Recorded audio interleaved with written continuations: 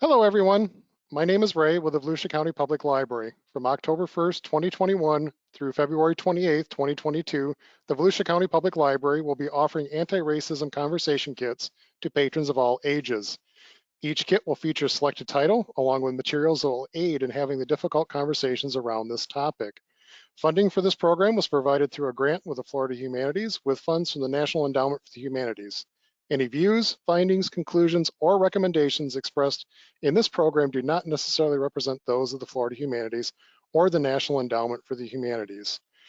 And so with that, we have been having a series of experts come in and talk with us. And today we are going to be talking to Dr. Clarissa West-White about the book, The Conversation. Dr. West-White, would you like to introduce yourself a little further? Sure. I'm Dr. Clarissa West-White. I'm a reference librarian and instructor at the Carl S. Swisher Library on the campus of Bethune-Cookman University. And what's your background? I am a native of Gaston County, Quincy, Florida, a majority minority county in the Panhandle. My mom was an elementary school teacher. My dad worked at the state mental hospital.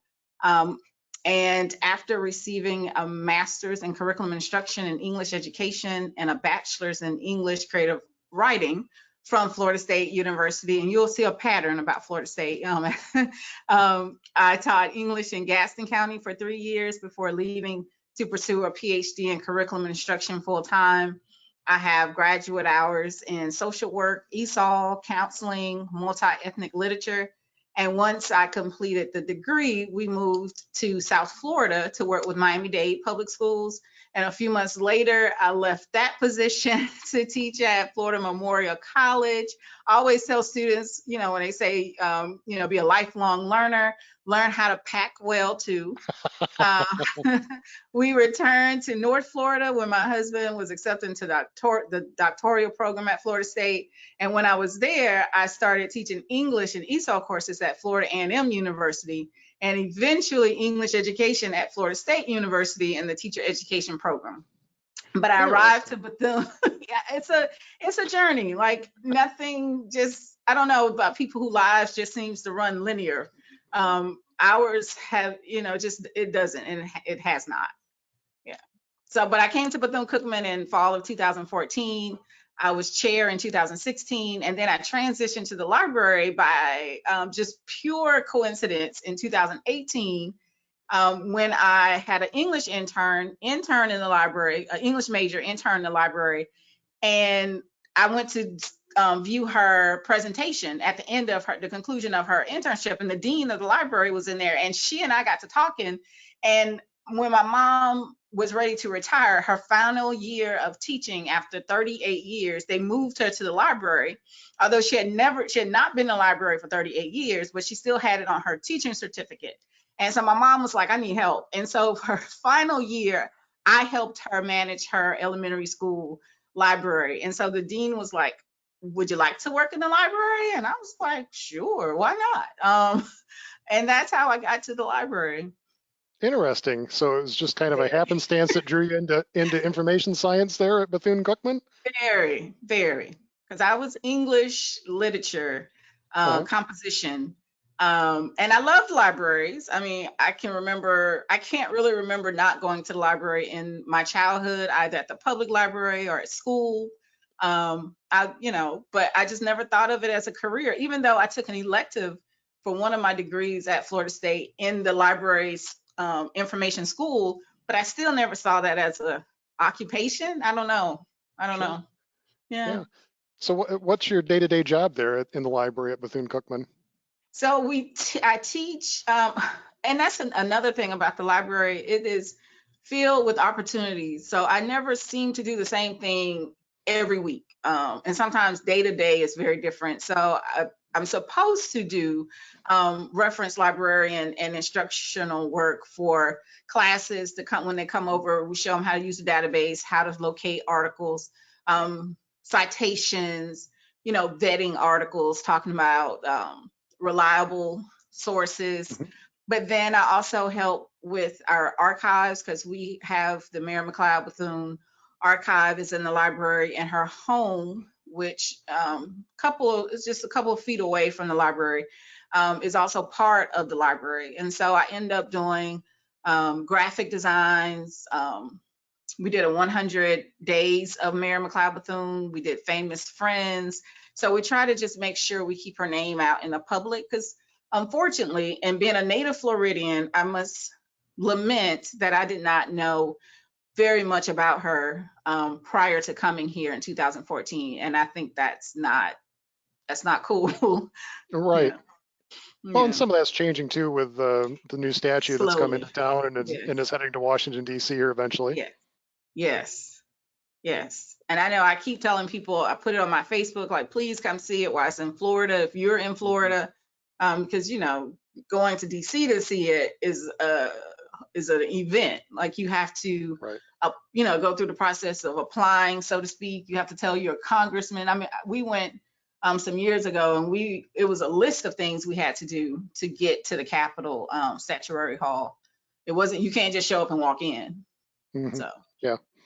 And so you've also, I kind of added to your plate here. You've been very instrumental in helping coordinate some of the scholars from Bethune-Cookman. So I wanted to thank you for that as well.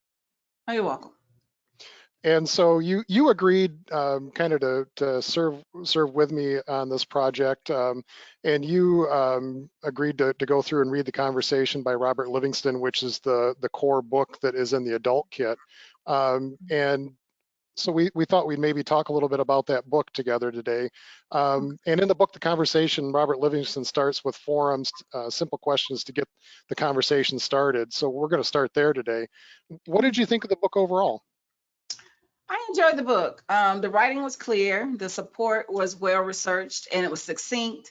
It was not the typical let's talk about race book, where problems are often presented without any advice or actionable steps that you can take in your own individual lives to combat racism. And some of those books often leave readers angrier than they arrive, helpless, feeling hopeless, deflated, like we're never going to get out of this. So I did have to walk away from the book after I read, I think, the first couple of chapters. I just kind of had to put it down for a couple days. It was just really hard to uh, go to read through some of the traumatic events. I mean, and he doesn't go into the gore of some of the events, just stating the facts of what happened in some of the events was just enough to kind of trigger some experiences for me. And so I just kind of put it aside. And of course, it's unintentional, and of course, it's necessary. But I know there were pieces and some days I had to kind of rest from the book. Mhm. I think we probably had a similar experience.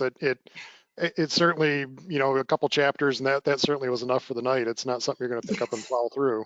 Yeah, and they were short. Some chapters were short. I think even when you get to the chapter where he says this chapter is longer than the first half of the book together, I was like, wow, because I think at that point I was feeling that too. Like, this is the longest chapter I've read. But the other ones are short and quick, but they are kind of hard hitting, and so you have to kind of like Very, very pause. hard hitting, but it is in a conversational tone, so it in some ways Hmm. it's a little bit easier to digest. Yes, yes, very, very. So, what were a couple of the ideas or studies or examples that really stuck out to you as we went through the book? The most memorable for me was actually presented in the opening pages of chapter 1, and then he referenced it throughout the book, which I thought was helpful. The workers in Appalachia who believed because they saw a few well-off Black men like Obama, Oprah, Jay-Z, Beyonce. I mean, if you put their bank accounts against anybody's, you'll probably feel inadequate. But they felt that all Black people were doing well because these Black people were Yeah. doing well. And so any movement that seemed to champion relief or improvements for brown or Black people, they saw it as a type of reverse discrimination. Like, what else do they need? They have all this. And so when he was able to put a term to it, he called it availability heuristic. That said a lot to me. And because he kept putting terms to things that, I know I've experienced or I've seen, but I couldn't always remember the researcher or the scientist, or if there was such a thing as what I was experiencing. So I was really glad when I saw that. And then he linked that later on in the book to a quote by Lyndon B. Johnson, which I thought was quite interesting. And I could have sworn I've heard it somewhere else, but not quite the same. Lyndon B. Johnson said, if you can convince the lowest white man he's better than the best colored man, he won't notice you're picking his pocket. Hell, he'll give you somebody to look, give him somebody to look down on, and he'll empty his pockets for you. So I thought that was really telling. And so it really shows how you're more aligned with solving the problems of race in America. And it will really benefit far more people to do so if we can kind of get past this notion of some of this, these unnecessary hierarchies. Mm-hmm. Yeah. Yeah, it was very, very powerful section there. And it's interesting that it leads with it and he keeps coming back to it. Were there any other ideas that just didn't resonate with you as we read through the book? I think I think it seemed to really hit home. And again, just because he was able to put terms on things, you didn't feel like you were just, losing your mind. And I think part of that is because, one, I think as a person of color who walks through life, some of this, it seems very familiar. You're familiar with the stories, the trauma, the tragedies. But I also, when I was at Florida State, I worked in the Black Studies program with Dr. William R. Jones, who taught classes about racism and oppression. And so from that perspective, I felt like I was reading something that he would have written. And so I felt like, okay, everything seems to kind of jive with what I already know. Right. And it's, for those that haven't read the book yet, Dr. Livingston works at Harvard, and there's a bibliography is probably almost as thick as some of the chapters that you come across. Yes. So it's a very interesting take. Yes. And this is quick aside. I started reading Deepak Chopra's book where he used science to validate the existence of God. And so he had to use, the theories were amazing. So to me, this was very similar in that, for people who don't think it exists, you're not going to be able to convince them just by giving them a few stats here or a story about a person in Tulsa or Rosewood. That's not going to do it if they're so, separated from the time period. So you have to kind of come with a lot to get people to kind of really start thinking about it. It's very interesting that he makes that point a couple times throughout the book that, here's the case studies, I've laid out my argument for it, here's more detail that you can go into with it. And then in the end, he even says there's some people that you won't be able to convince through empathy, but, maybe there's some kind of economic way that you could move it forward. Yeah. I like how and he tied in a lot of other names that are popular in current events, so that you didn't feel like the book was dated either. No. It's very, very, very interesting, very well taken. And one of the things that Dr. Livingston does is he also checks in on people's feelings. And so what were your thoughts before you read the book? I was a little hesitant. Some books, they set out to help with issues of racism in America by vividly highlighting like historical facts. And those may be necessary for someone who has never had such an orientation. But when you're familiar with those studies and those stories, it can sometimes trigger. And so what you're looking for, or what I'm always kind of looking for, is something actionable, something I can do, something useful, or if I can't do it, then I can share it with someone else. I've always had this, I don't know if it's a positive or negative, but I've always had people kind of gravitate toward me in grocery stores, restaurants, and I always thought it was just me. And so when my husband, or then boyfriend, were dating, we would go places, and we remember we were at a restaurant, and the lady just scooched in our seat and started telling me like her whole life story. And she started crying, and I'm sitting there doing a little counseling with my little one class, I think, under my belt. And my husband was like, really people come to you like this? I was like, yes. And it was always frightening as a young child, because I was like, who are these people? But I find that and this is why being in the library now makes sense, because what I tell students is that librarians peddle information. And so anytime someone approaches me now, I'm armed with something. If they're homeless, I have a number, I have a contact, or try this. If they're hungry, I have a place, and so when people come to you and they're trying to feel racism, like I think, people get vibes. And so maybe I appear friendly, and they're like, because I was an RA at Florida State, and I remember one of my um, young ladies on the floor, she was like, I just have to ask. I see a lot of Black boys brushing their hair, and I don't see much hair. Why are they brushing their hair? And I guess I seemed like someone who would not be offended by the question and attempt to answer. And so I was like, oh, they're just trying to get waves. And she's like, oh. And so it was, a way to have a conversation. And so reading these kind of books, because he gave you so many suggestions of things to do, I now feel like I have just some more tools in my tool belt. So when I start talking to people who may be a little hesitant about some of these, or may not even know how to enter or have conversations, or may not even see there's an issue, I now feel I have some more things to say because I read this book. Yeah, yeah. There's a lot of ammunition here to, and I probably had the same feeling you did too. It was one of those that, I hope to get something out of it, but when you've read a lot of these, you never know what you're going to get. So Right. Sometimes nothing. Unfortunately, like, ugh. yeah, Hmm, another 300 I know. pages of, yeah. Yeah, yeah. So how do you feel now that you finished the book? I really am appreciative that this all kind of came to me how it did, and that I was kind of assigned to read the book. We had a student came in last week, and he wanted to take a picture of a librarian, and I was like, okay, take the picture, because I was sitting at my desk at the computer, and he was like, no, I want you like in the stacks, over with the books. I said, well, that's not what I do. You said you want a picture of me doing what I do. I don't shelve books. And he was like, oh, well, what do you do? So we had this really long conversation, where most students think that every librarian has read every book in the library. And I'm like, that's not me. So I was really appreciative that I was able to be assigned a book to read. Because if you assign me a book to read, I'll read it.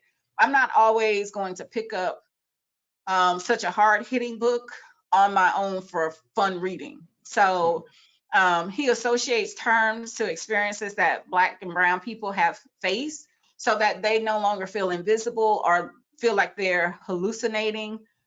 He coined the term ongoing traumatic stress disorder. And I actually talked about that earlier this week with a couple of classes that came in because they're doing research papers. And the conversation kind of led to the discussion of being Black in America. And in some kind of way it popped. And I said, oh, yeah, because I just read this book by Dr. Livingston, and he talked about ongoing traumatic stress disorder. And all the kids were nodding, like, yeah, we don't have time to get over it. Like, it's not a post, like, that's over, and now we can like breathe. And they agreed that that seemed to be a good phrase. So just sharing those types of moments in the book that you can then relate to other people, because Yeah. many of our students feel sometimes invisible. Hmm. Yeah. And so did the reading, I guess, did it empower you, or did it make it feel like this was a hopeless cause? So I'm optimistic by nature. My husband is a pessimist, so we yin and yang at home all the time. But I'm a chronic pessimist, and so for me it was empowering. When he said that 7% of they're like something like 7% of white people are not racist, like they're non-racist white people, and they exist. And I started laughing because I have friends who would go like, no, that's way too many. That's way too many. It's not that, it can't be 7%. And then I know other friends who will go like, no, it has to be more than 7%, because these are based on, their experiences with people. And they may feel they know a lot of people who are not, whereas others who may have come in contact with people who were not and think that that's all white people. And so I thought that part was interesting, and that the fact that he even had a number, and that he said it was a solvable issue. Like, it wasn't something that we have to deal with forever. We can actually tackle and solve racism if we work intentionally toward it. And that seemed to have given me some hope. And I'm usually a hopeful person anyway, so it really just kind of further empowered me to believe that there's something everyone can do at Yeah, some level.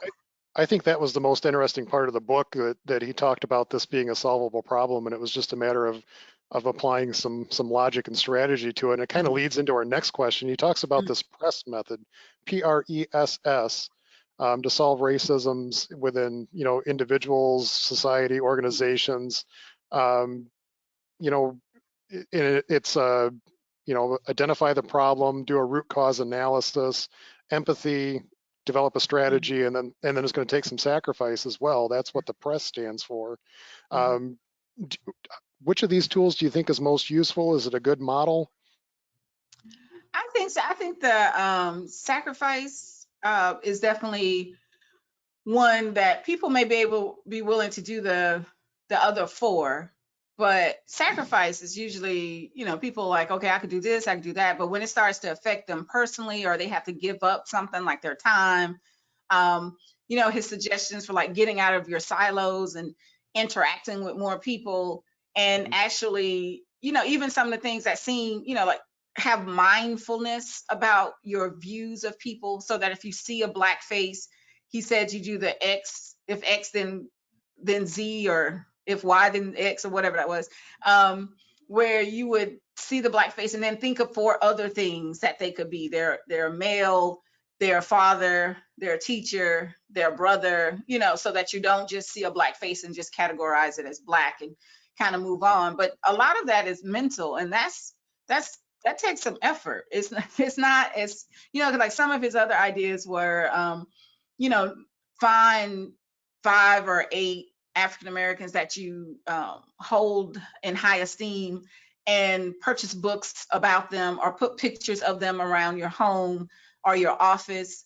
Think about the books you have on your bookshelf. Some of those people, that probably would not be that difficult. But when he mentioned like putting their photos and portraits in their home, I just wondered like how many people um, would do that. I know in Black culture, and even in my personal experiences, I've gone to homes of African Americans, and they'll have um, I say the Holy Trinity, one of those photos where they have the two Kennedys and Martin Luther King, like it's a portrait. I don't know if they all sold them in the same neighborhood, but so many people have that photo, and I just wonder how many people have actually thought about putting people of other races, in their home on their walls that's outside their own ethnicity or race. So that again is some sacrifice, because that may open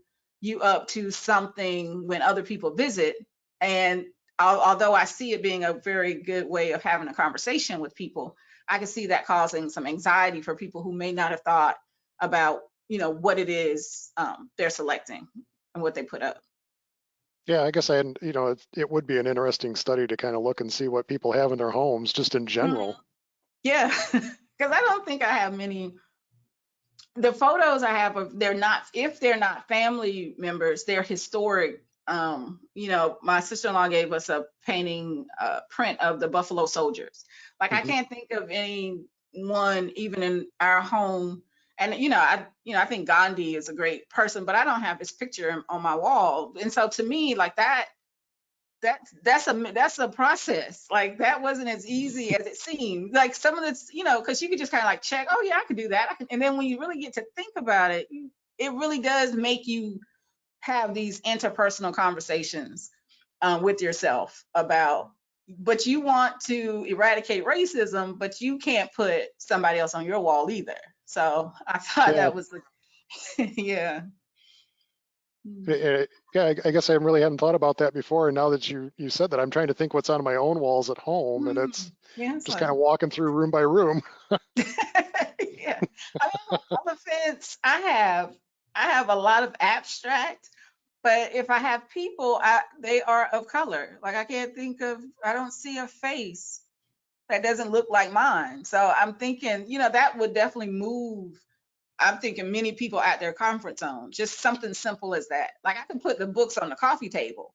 But it's something about putting somebody else's picture on your walls that really, Mhm. I think, forces you to really think about this. Yeah, and like you say, if other people come over, it is a conversation starter in some regards, and again, it's sometimes it can be an easy conversation, and other times Right, it certainly isn't. So, right, right, right. well, with the other conversation, I I want to thank you again for agreeing to help be the scholar with this project and going through and reading the book with us. Oh, Um, you're there welcome. there is a conversation through our Goodreads on our website, so people can access Mhm. that there if they want to jump in with a conversation. The book Okay. kits are available at the regional libraries throughout the Volusia County, and if one's not in, you can certainly request the kit, and they will be set aside for you. But I always like to end these conversations with asking people what book or books influenced you the most. Ooh, so I had to like really, tell myself I could not do this for hours. Because I love children lit. I have a collection of children literature. But so I went with literature for adults for the most part. Um, Souls of Black Folks by Du Bois, Song of Solomon by Toni Mhm. Morrison, Their Eyes Are Watching God by Zora Neale Hurston, The Immortal Life of Henrietta Lacks. I had to put that book down a couple times too when I was Yeah. reading through it. The Alchemist is probably one of my all-time favorites. I try to read it every year because the lesson is worth reminding yourself of. Mhm. I Know Why the Cage Bird Sings by Maya Angelou. And then I had to work in a young adult novel, and it's The Watsons Go to Birmingham, 1963 by Christopher Paul Curtis. Oh, very interesting. Well, Mhm. thank you for your time and thank you for sharing. I appreciate this. Oh, thank you for having me.